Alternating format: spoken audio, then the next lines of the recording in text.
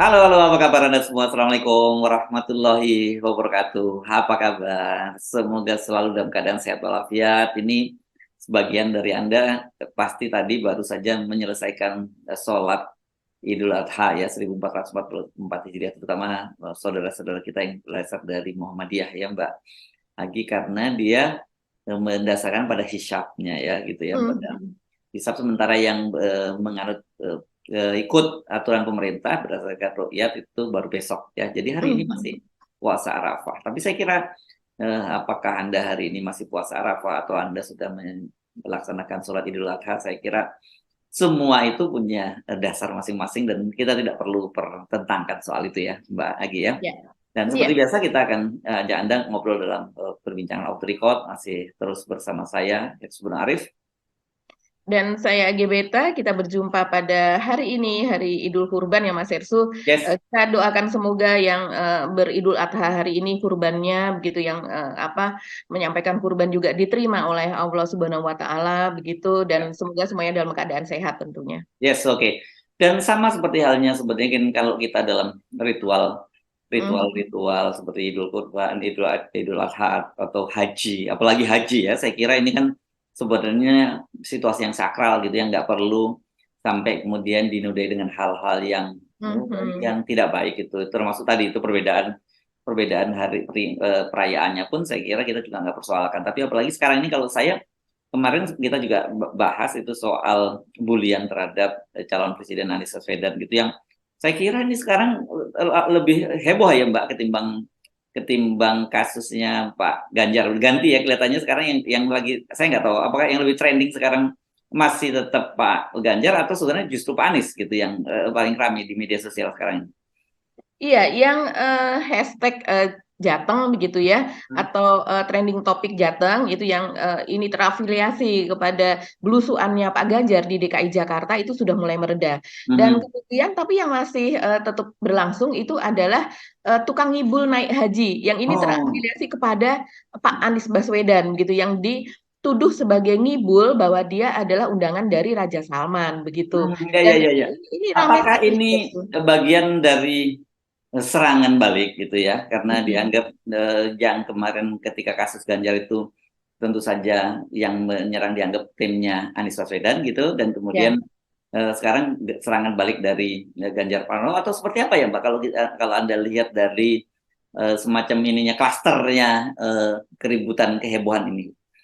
Iya, jadi ini sebenarnya adalah semacam tugas rutin, entah siapa Hmm. yang tugaskan dari buzzer begitu ya. Dan salah satu buzzer yang memang memunculkan ini namanya adalah kemarin sudah kita bahas, namanya adalah John Sitorus begitu Mas Irsu. Hmm.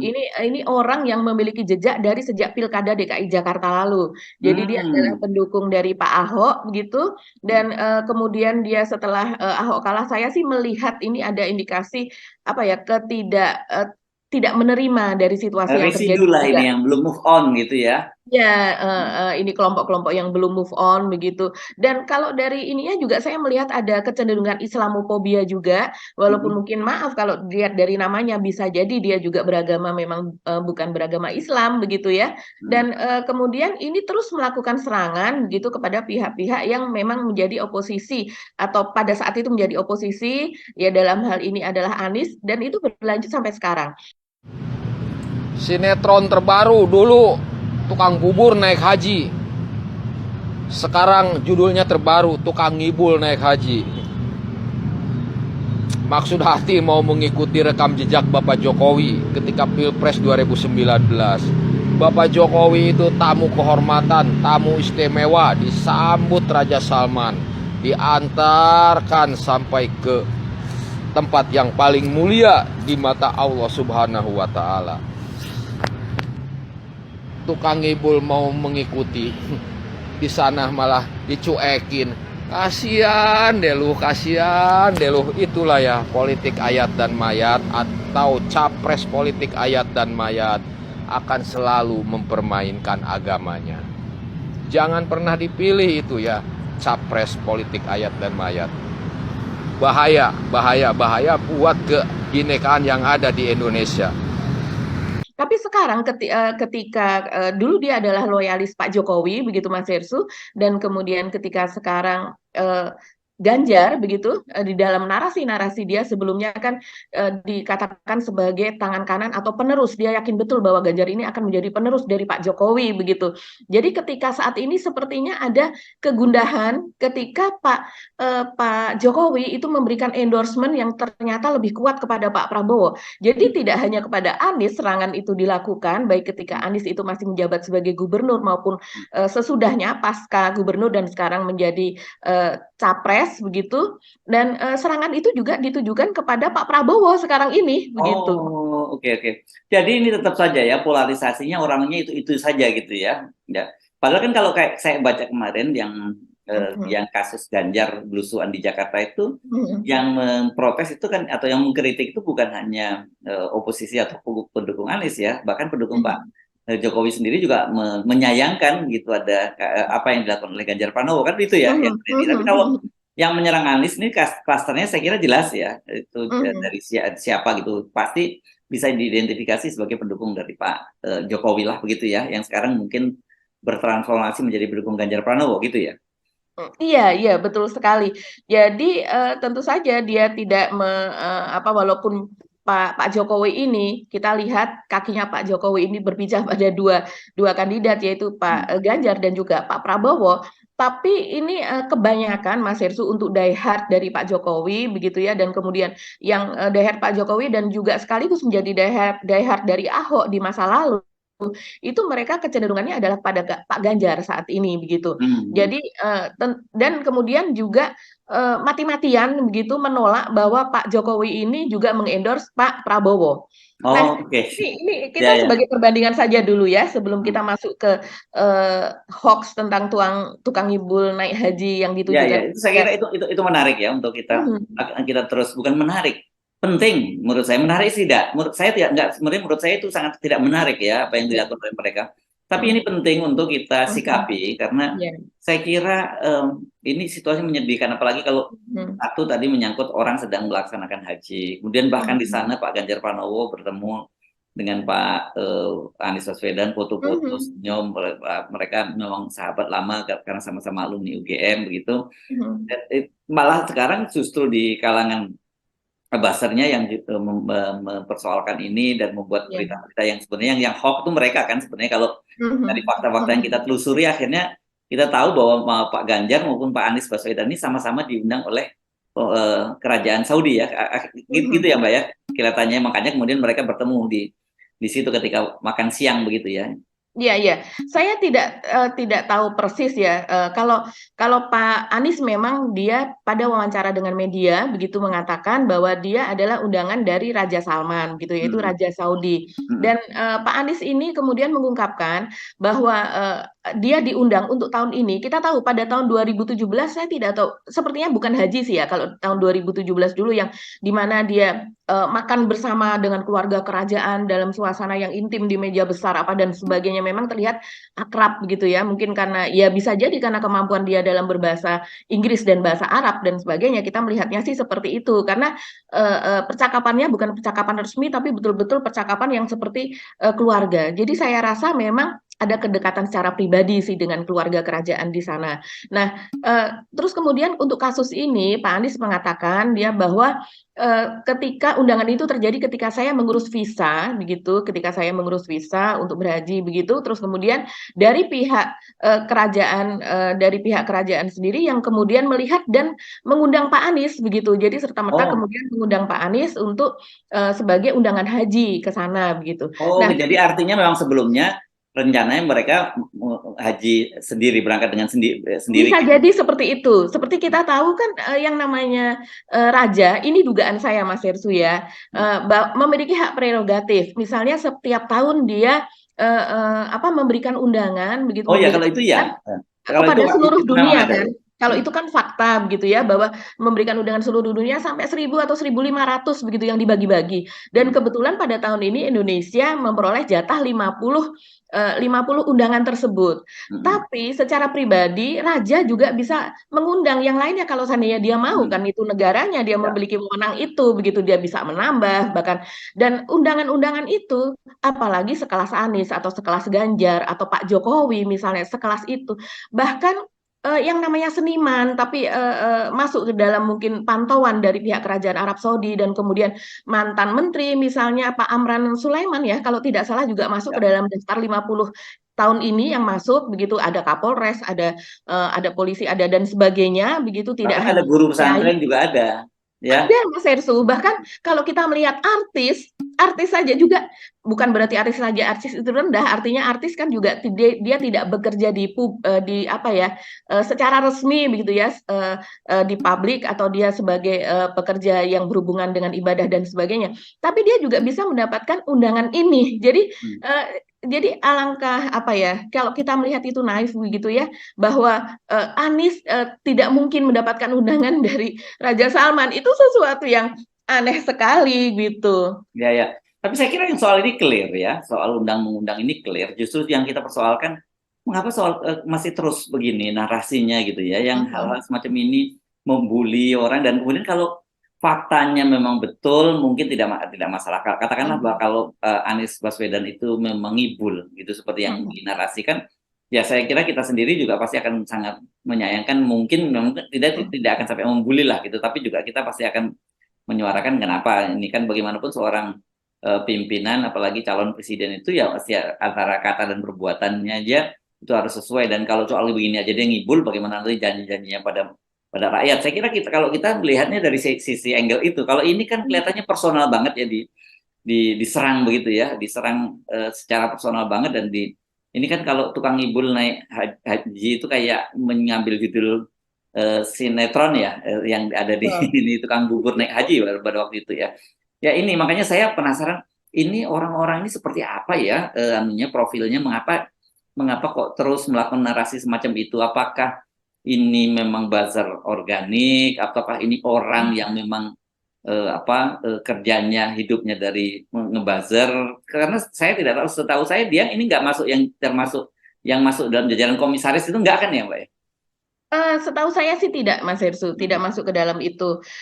Tapi kalau di media sosial seringkali orang menyebut dia sebagai tim medsos Ganjar gitu ya, untuk saat ini ketika Ganjar sudah menjadi capres. Sebelumnya juga dia disebut sebagai relawan Jokowi, loyalis Jokowi, seperti itu begitu. Tapi ini Mas Hersu yang sangat saya sayangkan sih kalau saya melihatnya, ada beberapa media yang menyebut dia sebagai pengamat politik begitu. Pengamat politik. Ini media serius atau media ini nih? Karena banyak sekali kan sekarang media-media yang abal juga. Ya, ini ada media memang ada beberapa kategori ya, kalau kita mengkategorikannya secara umum saja begitu. Jadi ada media yang memang jualannya adalah judul begitu kan, sementara judul seringkali tidak sesuai dengan isi, dengan badan berita begitu. Tapi ada juga media yang judulnya sesuai dengan badan berita, tapi badan beritanya itu memang menjurus begitu, menggiring opini. Jadi seperti misalnya orang seperti John Sitoris ini, misalnya dia membuat cuitan itu hanya single fact itu saja, hanya satu narasumber itu saja, yang kemudian diurai menjadi sebuah berita dan kemudian dibumbui dengan judul yang fantastis, dan itu jualannya.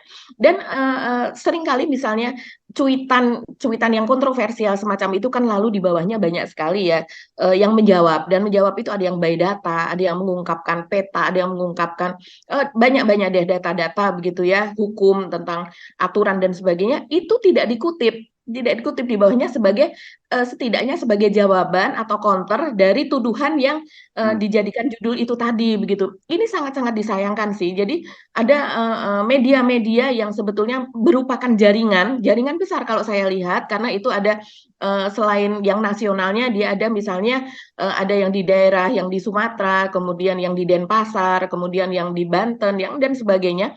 Itu yang kemudian menerapkan prinsip pekerjaan jurnalistik seperti itu, Mas Hersu. Dan itu kemudian juga yang dikutip juga. Jadi narasumbernya adalah sebagai orang yang kerjaannya adalah membuzzer dan kemudian dikasih caption sebagai pengamat politik. Padahal kalau pengamat Iya, politik iya. harusnya kita melihat dia misalnya setidaknya memiliki jejak akademis gitu kan. Dia Iya, iya. memiliki gelar juga yang sesuai Ya. dengan apa yang dia katakan yaitu bidang politik atau sosial seperti itu. Nah, ini tidak ada jejak sama sekali atau dia setidaknya pernah membuat buku atau tulisan yang ada nilai akademis di dalamnya misalnya seperti Ya, itu. ya.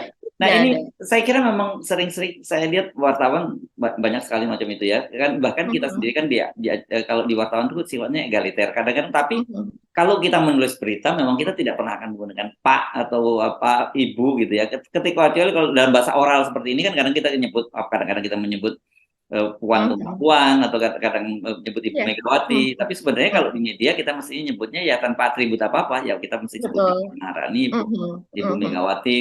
Sama juga sekarang saya lihat sekarang ini banyak sekali orang mau kayak gelar Gus itu yang dipanggil Gus oleh media oleh wartawan itu. Saya bingung gitu. Saya dulu bahkan ketika masih aktif jadi wartawan ketika Gus Dur itu masih jadi presiden, saya tidak akan pernah memanggil Presiden Gus Dur. Saya akan memanggilnya sebagai Presiden Abdurrahman Wahid gitu kan karena Gus ini kan juga ini feodalisme di dalam tradisi NU ya. Kebetulan saya berasal dari keluarga NU gitu dan Gus itu panggilan itu biasanya pada anak-anak kiai gitu yang ada yang ya itu mestinya dipanggil di dalam lingkungan mereka sebagai dalam lingkungan itu memang penghormatan terhadap Gusnya. Tapi ketika masuk wilayah publik seperti media harusnya tidak lagi menggunakan panggilan-panggilan Gus apalagi kebetulan kita tahu dia itu bukan keturunan dari kiai tiba-tiba dipanggil Gus juga. Ini kan kalau meminjam istilahnya Bang Haji terlalu gitu ya. Ini kita kritik kita juga terhadap apa ya belakangan ini kita melihat ini nanti dibilang sindrom orang tua gitu ya bahwa anak-anak sekarang wartawan-wartawan sekarang hal yang begini kurang korek gitu ya Mbak Agi ya.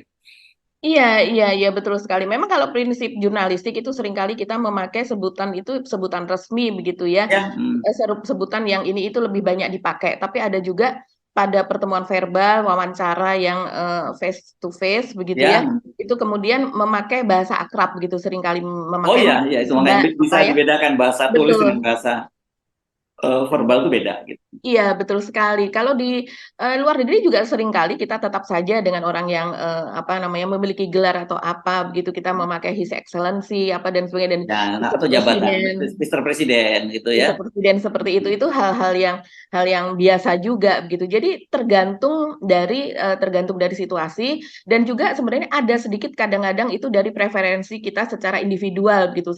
Sepanjang itu tidak berlebih-lebihan dan untuk mengglorifikasi itu masih boleh-boleh saja begitu. Nah, sekarang ini yang terjadi seperti itu tadi Mas Erso yang saya katakan bahwa di media juga ada kecenderungan seperti itu. Jadi media ini sekarang kan memang saling berebut, kue ikan itu kan memang tajam sekali, keras banget begitu ya. Jadi memang, itulah kalau saya melihat salah satu caranya adalah dengan, melakukan sesuatu yang bombastis begitu, yang seperti ekstra apa itu ya, eee eee, pekerjaan ya harus melakukan pekerjaan ekstra supaya dilirik, tapi akibatnya itu menjadi blunder dan kemudian tidak mengedukasi masyarakat begitu Mas Ya, ya, Hersu. ya. Nah, Ya. terutama untuk kasus-kasus yang kemudian mempersonifikasi, apa ya, membuat tokoh, orang-orang yang pekerjaannya hanya sebagai buzzer, tapi kemudian ditokohkan dan Mm. kemudian dia menjadi berita, beritanya diberi judul yang bombastis atau kemudian diberikan thumbnail yang apa, over, lebay begitu ya, sehingga kemudian banyak dilihat atau ditonton oleh orang dan media ikut memberikan framing dalam hal ini. Yes, oke. Nah, tapi gini ya, Mhm, kalau saya lihat ini kan tadi ada sebut ini sebagai bahasanya Ganjar, sayangnya ini saya nggak tahu ya dari mhm, sisi Anies sendiri ya, tim mhm, media mhm, sosialnya seperti apa gitu, karena setahu saya memang nggak ada tim media yang resmi, tapi kemudian ada orang-orang yang kan kalau di media sekarang mhm. saya lihat yang diperhatikan salah satunya kalau tim Anies itu disebutnya Profesor Musni Umar ya. Iya, Dia Muslim Umar, betul. ya itu disebut gitu dan apakah betul saya juga bertanya apakah dia betul memang tim medianya Anies, tim media sosialnya Anies Mhm, atau ini bagian mhm, dari volunteer saja begitu karena ya menurut saya figur ini juga cukup menarik karena sekarang ini dia banyak juga mhm, dikutip oleh media yang seperti ada sebut tadi media tentu saja media bukan media besar gitu tapi mhm. selalu dia atribusinya itu sebagai pendukungnya Anies Baswedan gitu Mbak Agi. Iya, itu yang saya sayangkan ya. Sepertinya dari timnya Anies ini memang tidak memiliki apa kita bisa katakan tidak memiliki tim yang solid begitu ya Mm, mm, untuk menjawab hal-hal seperti ini begitu. Eh, dan kemudian yang menjawab itu malah justru para buzzer organik yang kalau saya lihat sih Mas Hersu, mereka mm, membuat misalnya membuat akun melawan hoax apa mm, dan sebagainya mm, begitu. Dan kemudian ini seperti misalnya ya, ada dari John Black, John Cosmic. Saya tidak tahu ini aslinya akun siapa namanya begitu ya. Tapi dia menuliskan seperti ini. Tim medsos Ganjar hanya sekelas John Sitorus dan kawan-kawan. Tapi kenapa bisa tim medsos Anies kalah dalam pembentukan persepsi? Sebuah fenomena atau anomali? Dia mengatakan demikian. mm. Terus kemudian ada yang kemudian menjawab di bawahnya ya dari @scalpel Tomor apa begitu ya XX begitu karena tim medsos Ganjar mendompleng Jokowi sang penguasa dia mengatakan begitu dan kemudian terjadi diskusi lah di bawahnya tapi dalam hal ini memang kemudian ada semacam keprihatinan begitu ya Mas Hersu di kalangan orang yang menolak hoax begitu di medsos begitu bahwa Anies ini memang timnya tidak kuat kalau yang saya lihat baik itu tim medsosnya terus kemudian juga dari jubirnya itu juga jarang untuk mengklarifikasi hal-hal seperti ini ataukah mereka memang tidak menjadikan ini sebagai kajian gitu. Kajian itu bukan hanya sebuah kajian penelitian bukan, tapi memang terus-menerus dipantau karena Ya, sekarang ya, itu ya. Dan saya kira detailnya sebenarnya kan tinggi gini ya, gitu. butuh ini kan orang misalnya dalam ribut-ribut soal Anies yang disebut nipu itu, karena ini udah sangat Hmm, serius ya. Saya kira mesti ya, harus ada segera penjelasan secara resmi kan, betul. seperti apa jangan dibiarkan Anies Hmm, sendirian hmm, gitu yang hmm. ya kan dia sedang berhaji gitu loh. Jadi harus ada Iya, ini penjelasan resmi gitu. betul betul. Apalagi ini orang yang memviralkannya adalah orang yang sangat masif begitu ya. Ini ada juga sudah ada akhirnya dibuat oleh follower dari ini memiliki follower sekitar ya 40.000 lebih lah kalau John Sitorus ini di Twitter begitu ya. Ini kalau untuk ukuran Twitter itu termasuk besar. Kalau itu untuk Besar ukuran atau sedang ini kalau anggap dulu. ya, lumayan besar Mas Yesu karena Hmm, pengguna Twitter itu kan hanya berapa juta saja, beda dengan pengguna Instagram. Kita hmm, tahu untuk media baru itu yang paling banyak itu memang masih YouTube, Instagram dan FB begitu ya. hmm. Walaupun kalau FB agak-agak old fashion, jadi orang-orang ya mungkin seusia saya begitu karena FB usianya juga sudah jauh lebih ini yang menggunakan itu. Tapi kalau untuk Gen Z, untuk milenial, ini banyak sekali yang mereka menggunakan Twitter, tapi mereka khusus ini memang Twitter itu apa ya? Kalau kita bisa katakan untuk kalangan menengah ke atas banyak yang menggunakan ini begitu. Hmm, hmm. Dan kita bisa melihat bahwa pengguna Twitter itu adalah juga Gen Z dari terlihat hampir setiap hari itu trending topiknya adalah artis-artis Korea dan juga isu-isu berita-berita tentang bagaimana artis Korea itu memperlihatkan bahwa Gen Z itu terutama misalnya yang memiliki preferensi khusus begitu ya terhadap sesuatu itu sangat aktif di Twitter dan menggunakan media tersebut begitu. Nah, kalau saya melihat jejak dari John Sitorus ini memang dari apa ya dari waktu ke waktu ini memang dia fokus sekarang ini fokus kepada Anies dan kemudian yang berikutnya sasarannya adalah Prabowo. Ini hanya sekedar beberapa saja yang saya akan bacakan di Mas Hersu Ya, ya. ya, ya. Saya ungkap seperti yang saya lihat ini yang ada di media sosial. Misalnya seperti yang rame sebelum ini itu adalah pada bulan Januari yang lalu yaitu di mana dia mencuit soal bahwa Anies itu orang yang sombong gitu, orang yang sombong, arogan dan ya terkesannya itu adalah jumawa, bukan orang yang rendah hati. Jadi di situ dia membagikan sebuah video atau gambar begitu ya, bahwa ketika Anies itu dicium tangannya oleh seseorang, ya Oh, iya, mungkin ya, dia ada saya ingat ya. iya, masih ingat ya, dia Hmm. ada di sebuah kerumunan, saya kurang jelas apakah di masjid ataukah di pesantren, gitu, kemudian dia menarik tangannya. Padahal ini adalah hal yang sangat wajar yang dilakukan oleh orang-orang yang memang justru dia tidak mau dicium tangannya Dikultuskan gitu itu, ya, di tangannya dicium, dikultuskan. dikultuskan. Ya, memang ada banyak orang yang Betul. seperti itu ya. Betul, karena kita tahu tidak hanya soal kalau kalau soal Anies ya, saya mengamati ini tidak hanya soal tangan, tapi ketika ada misalnya membuat spanduk dari Pemda DKI misalnya Selamat Hari Raya pun dia tidak mau ada wajah dia di situ kan dia memberikan instruksi itu kepada bawahannya ketika dia awal-awal menjadi gubernur. Jadi soal kultus-kultus yang seperti ini dengan framing-framing yang seperti ini saya rasa ini memang salah satu dari apa ya, ininya Anies gitulah ya, way-nya dia begitu. Nah, ini kemudian digoreng, ini menjadi ramai sekali, dan betapa ini dibuat sebuah video dan meme bahwa bahwa Anies ini adalah orang yang berpendidikan tinggi, tidak mau mengenal wong cilik apa dan sebagainya, jangan dipilih apa dan sebagainya. Nah, yang selain itu juga Mas Hersu mungkin masih ingat pada akhir-akhir tahun lalu, itu ada sebuah kejadian di Kota Tua begitu ya, ketika ada Oh ya. motor yang Hmm. jatuh terpeleset di sana begitu, dan kemudian ini juga digoreng oleh John Sitorus ini gitu, dia mengatakan bahwa kerja tidak benar begitu, akhirnya kerja harus double, yang apa, pelapisan jalan yang seharusnya ini begini dan sebagainya, dan sekarang harus dilapis lagi apa dan sebagainya. Dan ini dari timnya, memang Anies sendiri ada jawaban gitu ya, ada jawaban ketika diwawancara media untuk mengklarifikasi begitu, dan kemudian dia menjawab, ya sebetulnya yang dilalui oleh pemotor itu adalah jalur pejalan kaki.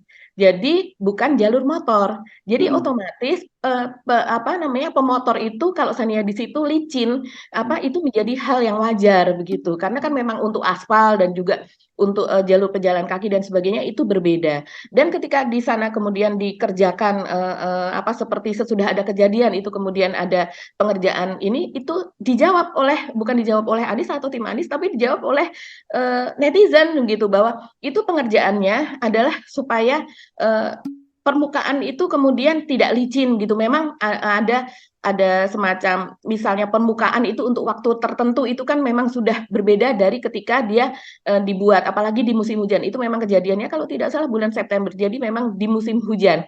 Dan kemudian ada juga yang menjawab bahwa di situ memang kalau berdasarkan data dari area di Pemda DKI, di situ memang zero, apa ya, dia disebutnya zero polutan atau zero apa, maksudnya pokoknya Pokoknya bebas dari kendaraan lah gitu ya. iya, memang tidak boleh kendaraan lewat di situ. Jadi dalam hal ini adalah seharusnya memang tidak boleh ada kendaraan baik mobil maupun maupun motor yang lewat di situ.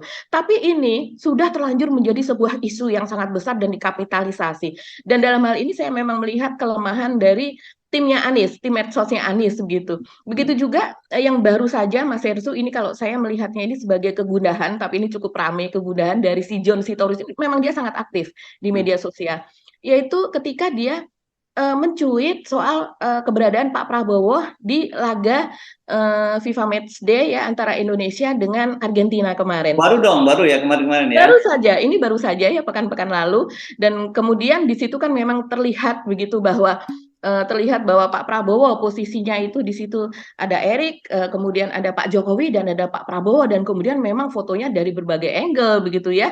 Apalagi sesudah itu terlihat betul mereka tertawa, mereka ini, dan Pak Prabowo menggunakan semacam jaket gitu dengan tulisan 08 di belakangnya. Oh, Dan iya, iya, iya.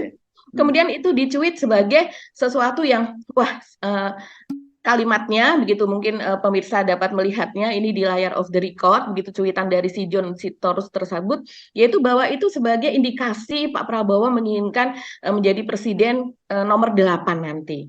Nah, ini Ya, tentu ya. saja aneh sekali. Bagaimana ada seorang pengamat politik, kalau betul dia pengamat politik dengan narasi yang baik, dengan data yang baik gitu ya, dengan habit membaca begitu yang baik, dia tidak tahu bahwa 08 adalah call sign atau sandi dari Pak Prabowo Oh, ini. sejak zaman saya masih di lapangan dulu, ketika beliau masih aktif di Masih Kopassus, muda. iya masih muda, panggilannya memang 08, dan kalau disebut 08 itu berarti itu Prabowo gitu ya, orang Prabowo manggil sampai sekarang, itu. iya, Ya, makanya ya. Prabowo PS 08, Prabowo 08 itu adalah Ya, memang bahwa ini kemudian orang mungkin kalau di orang Jawa nyebutnya dia udah adik gaduk pas nomor 8 gitu, ya mungkin saja kebetulan gitu ya dipakainya. Tapi bahwa kalau kemudian dia menyebutkan itu sebagai apa ya, Prabowo Gigi Mongso pengen jadi presiden ke-8, ya salah banget kan gitu ya. iya, Dan dan itu bentuk kekecewaannya terlihat betul dari ya, kalimatnya, ya, ya. bahwa Pak Nah, ya Prabowo dari ini sini selalu, dangkal sekali. Apalagi kalau kemudian iya, dia belajar sejarah tentang Indonesia gitu, sebenarnya mungkin harusnya Pak Prabowo itu bukan presiden ke-8 tapi ke-9, karena ada Safrudin Prawira Negara kan presiden Indonesia yang sebenarnya pernah dalam PDRI kan gitu ya. Kalau belajar sejarah orang akan paham semacam itu kan gitu ya. Oke. Benar sih. Dan apa namanya sedikit lagi di situ memang akhirnya ada jawaban resmi dari Gerindra begitu ya, ada Nah, jawaban, dan saya rasa itu oh, bagus jawaban seperti itu. Jadi dibuat jawaban resmi, counter, dan kemudian juga jawaban yang santai begitu ya, tidak hmm, Nah, tapi kalau saya melihat ya seperti sekarang fenomenanya, kalau seandainya ada jawaban seperti itu belum tentu juga dimuat oleh media, Mas Hersu. Dan hmm, kemudian juga belum tentu si pelaku atau si penyebar hoax ini kemudian akan mau menerima jawaban tersebut, hmm. begitu. Jadi belum tentu dia Tapi secara di media sosialnya kan hati. terjawab kan, Mbak, kan karena kalau nggak salah saya ikuti yang 08 itu kemudian banyak yang like itu jawaban dari Partai Gerindra kan di situ ya. Iya, iya, banyak yang ini memang sudah biasa diolok-olok, buzzer-buzzer ini, tapi Hmm. justru selain diolok-olok di media, justru diolok-olok di medsos banyak dibesarkan oleh media.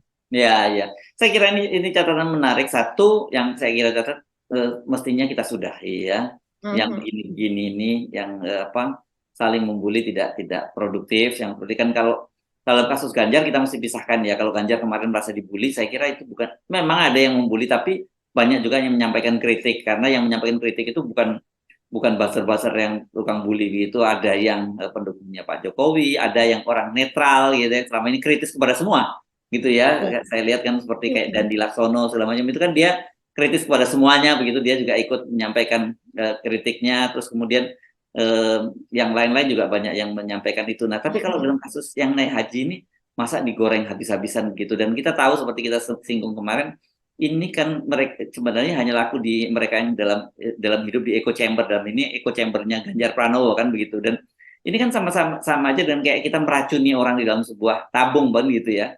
Kan yang dilakukan oleh mereka itu seperti itu kan, setiap hari menyekoki dengan narasi-narasi semacam itu kan sama juga dengan kayak mereka meracuni kan Mbak Agi. Itu yang menurut saya sayangkan, apalagi ini ritual haji ya buat orang Islam. mhm, Ini Pak John Sitorus ini saya nggak tahu laki atau perempuan John, kalau namanya itu laki-laki ya saya kira ya. mhm, Anda mesti tahu ya kalau ini bagi orang Islam, haji itu adalah rukun Islam yang kelima, dan ini salah satu hal yang sangat sakral, dan buat orang Islam tuh itu mimpi yang luar biasa. Apalagi untuk orang-orang yang tidak mampu ya, itu haji mhm, itu mimpi yang luar biasa. Buat orang yang mampu pun dulu seperti kita tahu kan banyak orang yang kemudian sampai haji berkali-kali, tapi sekarang kan sudah mhm, mulai dibatasi gitu. Tapi mhm, menunjukkan betapa memang ini suatu capaian yang luar biasa, bukan mhm. kenapa saya sebut capaian, karena untuk pergi haji ini tidak cukup hanya niat saja, tidak hanya semangat saja, tapi ada kemampuan di situ untuk berangkat haji kan gitu. Betul, betul sekali Mas Hersu. Jadi dalam hal ini memang pembelahan itu masih tajam sekali, dan Hmm. kita berharap bahwa pada pemerintahan yang akan datang siapapun itu, bahwa hoax-hoax ini hoax-hoax yang apa ya, yang mengganggu begitu ya, mengganggu kehidupan bermasyarakat, kehidupan sosial, rasa persahabatan dan sebagainya, baik dengan yang seagama maupun yang tidak seagama. Orang lantas melihat seorang semacam John Sitorus, atau kemudian ada juga misalnya Mas Yersu, kalau yang resmi padahal dia kader dari partai itu adalah Ruhut Sitompul misalnya, Hmm. itu juga sering sekali mengunggah narasi hoax begitu, dan kemudian itu sudah diingatkan apa dan sebagainya, tapi sepertinya tidak mempan, dan sangat kita sayangkan bahwa mereka sebagian besar dari ini begitu bisa kita katakan yang aktif begitu ya, walaupun ada juga yang apa namanya yang aktif itu dari orang Islam sendiri, tapi ini yang non Muslim dan kemudian masuk ke dalam wilayah ibadah, dan seringkali juga kemudian membandingkan, ini kan ada haditsnya seperti ini, kenapa kamu begini? Itu masuk ke dalam wilayah-wilayah sensitif seperti itu akhirnya akan membuat apa, narasi-narasi yang politik identitas tuh ya jadinya masuknya ke situ, Mas Iya, Ersu. itu. Jadi Tuh. sebenarnya Ini justru ini yang sayangkan banget. kita sayangkan ya, nggak boleh harusnya masuk wilayah-wilayah seperti Mhm. ini ya. Ini kalau sudah mulai masuk wilayah agama itu, menurut saya itu udah mulai itu offside ya, itu udah terlampau menyeberang terlampau jauh. Jadi ya kita cuma bisa mengingatkan harusnya hal semacam ini tidak perlu terjadi lagi gitu, dan saya kira harusnya juga ya para mereka sendiri juga, para orang-orang yang dipuja oleh para buzzer ini harusnya turun tangan mengingatkan yang soal ini nggak boleh terjadi hal semacam itu kan. Dan nggak cukup hanya misalnya kita senang kemarin Pak Ganjar udah ketemu dengan Pak Anies ya, bikin kelihatan foto bareng dan suasana yang rukun seperti itu bagus. tapi mesti ada diikuti dengan pernyataan-pernyataan yang menyatakan kepada para followernya, pada para diehardnya untuk berhentilah melakukan hal semacam itu gitu ya. Ya, bahkan foto yang adem seperti itu pun masih digoreng. Dan Oh ya, sayangnya gorengannya itu tetap menjadi judul berita diunggah untuk menjadi jualannya media. Jadi apa itu? misalnya seperti John Sitorus itu gambar atau foto dari Pak Anies beserta keluarga dan juga di situ ada Pak Ganjar beserta keluarga. Ada juga kan foto dari menteri atau pejabat yang lain begitu Mas Heru yang ikut berfoto. Dan kemudian di situ digorengnya adalah betapa Pak Ganjar di situ terlihat tertawa, terlihat giginya, begitu dikatakan bagai Pak Ganjar itu tertawa, tertawanya itu menular dan sebagainya. Sementara kok si Pak Anies ini terlihat cemberut begitu. Dan kemudian Udahlah. apakah dia sedang memikirkan soal undangan Raja Salmannya dia yang hoax itu begitu ya? Kurang lebih dikatakan demikian. Ini kan apa ya, aneh sekali dan saya rasa ini memang betul-betul undang-undang tentang hoax atau orang yang memfitnah, karena yang memfitnah atau menjatuhkan dengan cara-caranya yang tidak yang tidak elegan, tidak adil gitu. Ini kan narasi yang tidak adil begitu. eh, harus ada ketentuannya Mas Hersu, karena sekarang ini di era stand up comedy, di era komika, di era di mana buzzer itu begitu merajalela, itu kemudian dark jokes. Jadi dark jokes itu apa ya, semacam candaan-candaan, sebenarnya bukan candaan, sebenarnya itu adalah fitnah atau kemudian tudingan atau kemudian hoax yang dibungkus dengan candaan, dan kalau dia sudah mengatakan bahwa itu hanyalah candaan, itu hanyalah bagian dari komedi, kemudian itu dimaafkan dan diperbolehkan. Nah, itu yang sekarang seringkali banyak dilakukan oleh orang-orang sehingga dia dapat berkelit dari tuduhan sebagai penyebar hoax. Oke. Tapi beda dengan kasusnya dengan ini ya. Kalau kalau yang sekarang sampai sekarang sih juga terus berlanjut kasusnya Butet Kerta itu beda ya kata. Kan dia juga bukannya dia salah satu komedian juga, salah satu stand up komedi juga. Iya, Butet ini termasuk orang yang sering menyebar dark jokes kalau saya lihat begitu ya. Dan kalau saya sih melihat kalau dari orang tuanya Butet, Bagong Kussudiardjo itu memang dia betulan seniman loh Mas Irsu. Zaman saya Iya, SMA iya. di Jogja itu banyak teman-teman saya memang hobi menari apa dan sebagainya, itu memang berlatih di padepokannya Pak Bagong begitu. Dan kemudian juga pentas-pentas di SMA di para mahasiswa di perguruan tinggi itu banyak juga yang dilatih dari sana. Ini memang betulan dia seniman yang bisa berkata, dan yang terkenal adalah sendera tari ya, atau tanpa berkata-kata tapi dengan musik gamelan apa dan sebagainya, itu orang bisa mengetahui alur ceritanya dari mimiknya, dari cara bertutur ya, dari gestur wajahnya, orang bisa tahu bahwa dia memerankan peran apa dan kemudian terjadi apa yang terjadi di panggung begitu. Tapi kalau saya melihat mungkin si Butet Kartarejasa ini lebih kepada, kalau orang Jawa itu, kalau di Jogja mungkin sebagai orang yang memang senang nyangkem gitu. Nyangkem itu memang cangkeman. Apa bukan jelei, bukan? Ya, cangkeman itu yang memang modalnya cangkem itu tadi, dan cangkemnya itu penuh dengan komedi hitam begitu, atau bisa disebut candaan hitam atau dark jokes itu tadi, ngeyelan gitu ya, ngeyelan ala Jawa atau ala Jogja itu biasanya memang dipakai, dan itu ada lebih banyak ada di kalangan bawah atau di kalangan anak-anak muda yang suka nongkrong apa dan sebagainya, dan itu menjadi sesuatu yang biasa gitu ya. Tapi di dalamnya dibungkus dengan sesuatu yang kalau saya banyak di dalamnya itu ada istilah-istilah yang kalau saya kok tidak serak kalau itu kemudian menjadi budaya atau menjadi sesuatu yang biasa di dalam pergaulan sosial. Seperti misalnya saya melihat sebuah video begitu, Butet ini ketika anaknya datang, mungkin dia tidak menyangka anaknya akan pulang ke rumah dan dia sangat gembira sebagai seorang ayah begitu ya. Tapi kemudian secara ini terlontar bahwa dia memanggil anaknya dengan mohon maaf gitu, asu begitu. Dan asu kamu gini, kok nggak bilang asu kamu, kemudian dia menunjuk kepada istrinya, kowe juga asu, kamu nggak ngasih tahu kamu asu. Jadi ini mungkin di dalam keluarga, dan kemudian ini disambut begitu kalau di media sosial, ya itulah memang Butet luar biasa, asu di mulut dia menjadi sesuatu yang benar, menjadi sesuatu yang seolah-olah kalau kita menjuluki anak dan menjuluki istri itu dengan sesuatu yang baik ya, asu di mulut dia itu menjadi baik begitu, menjadi hal yang normal begitu. Padahal ya kalau saya melihat seperti ini bukan budayawan.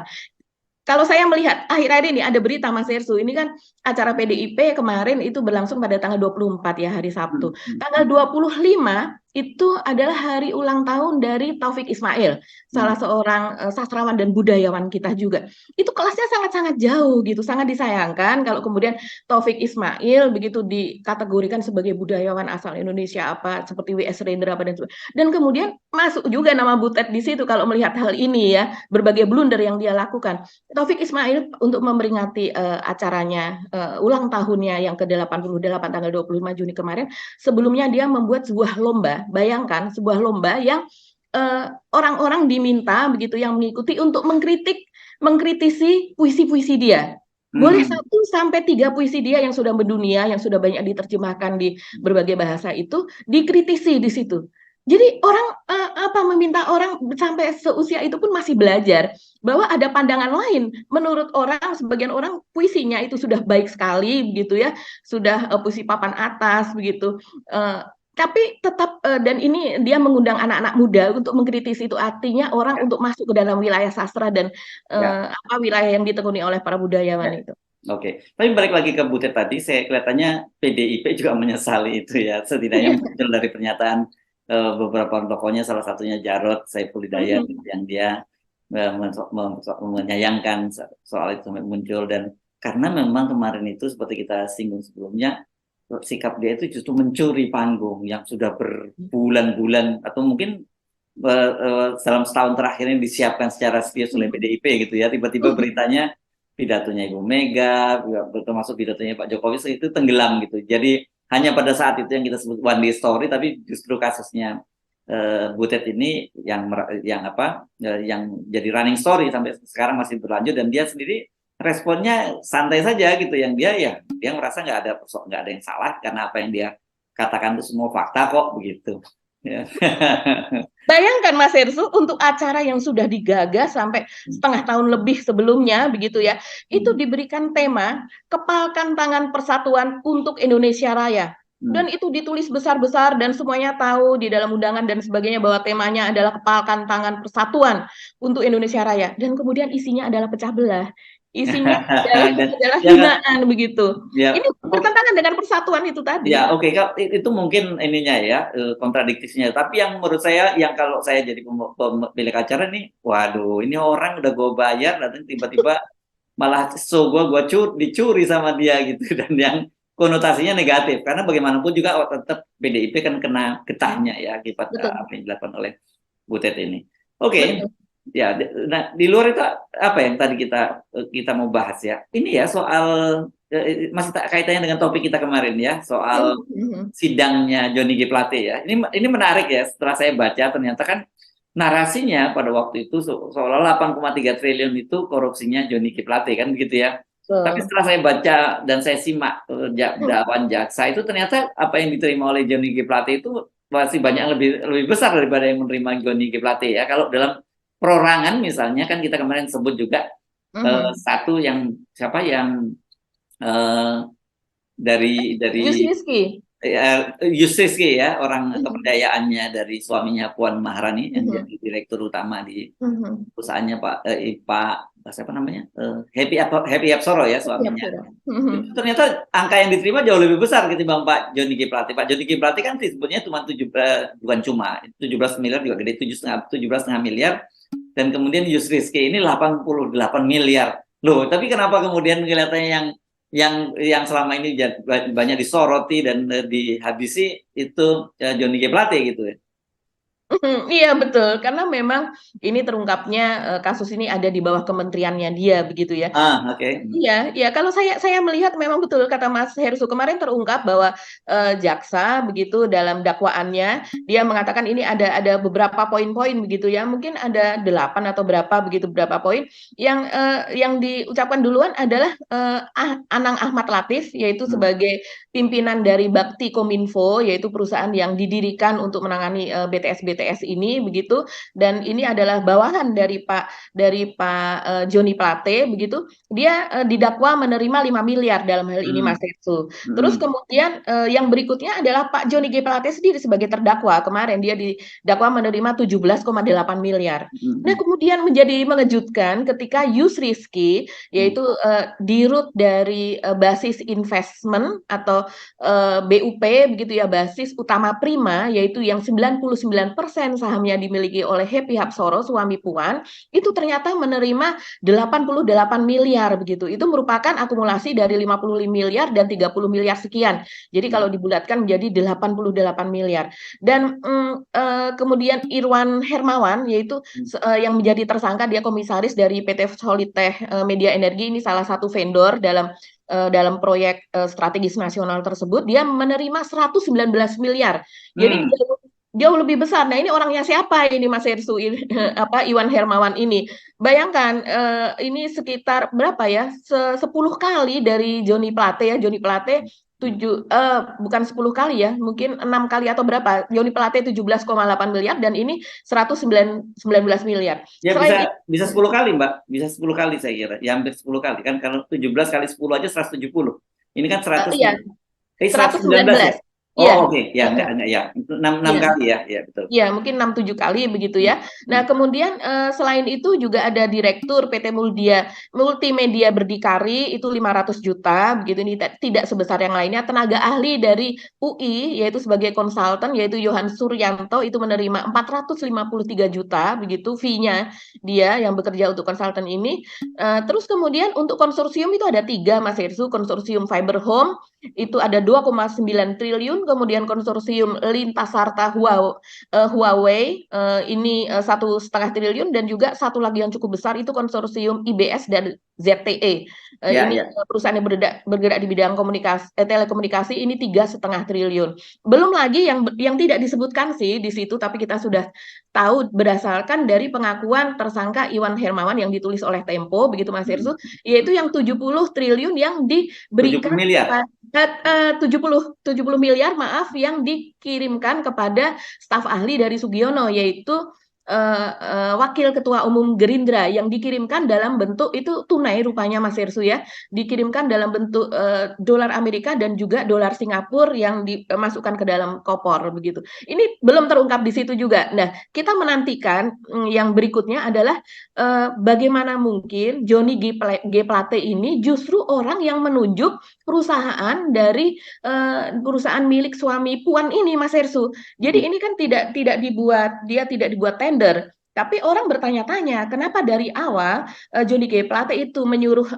dirut dari Baktikominfo yaitu Anang Latif untuk kemudian menghubungi para vendor ini yang ditunjuk secara langsung oleh Joni G Plate. Ada apa di balik itu? Siapa yang menunjuk itu dan sebagainya? Ini masih menarik nih. Ya, saya kira ini makin lama makin terang. Tetapi memang kalau kita simak dari dakwaan jasa, memang tidak disinggung nih soal belum ya. Belum atau belum ya, tepatnya belum gitu ya. Bisa jadi nanti kan terungkap yang berikutnya kan. Yes, oke. Ini saya kira perkembangannya masih menarik karena sidangnya masih terus berlangsung. Belum lagi ada pengakuan dari pemeriksaan nanti saya kira ya, pemeriksaan dari jaksa dan juga replik, duplik, itu dari situ nanti kita biasanya akan dapat data yang menarik ya, dan harus dicatat bahwa apa yang disampaikan oleh pengadilan itu sering disebut sebagai fakta hukum gitu ya Mbak Agi. Betul, karena memang yang ada 3 orang lagi tersangka yang dakwaannya itu sudah selesai, sudah komplit begitu ya, dan akan segera disidangkan juga. Mungkin dari situlah nanti akan aliran-aliran dana ini juga akan makin tersingkap. Yes, oke. Saya kira kita tidak terlalu menyita panjang ya, walaupun cukup panjang ya teman-teman yang hari ini sudah merayakan hari raya Idul Kurban. Tapi buat teman-teman yang sekarang masih ada puasa Arafah ya, kita ajak Anda sambil ngabuburit gitu ya, menunggu waktu buka puasa bersama dan menyambut hari raya Idul Adha pada hari keesokan hari Jumat ya. Kita mesti pamit ya Mbak Agi ya. Ya, saya Hersu Arif. Dan saya Agi Beta, terima kasih atas perhatian Anda. Tetap salam 0%. Salam 0%. Ya, sekali lagi. Ya, Assalamualaikum warahmatullahi wabarakatuh. Assalamualaikum warahmatullahi wabarakatuh.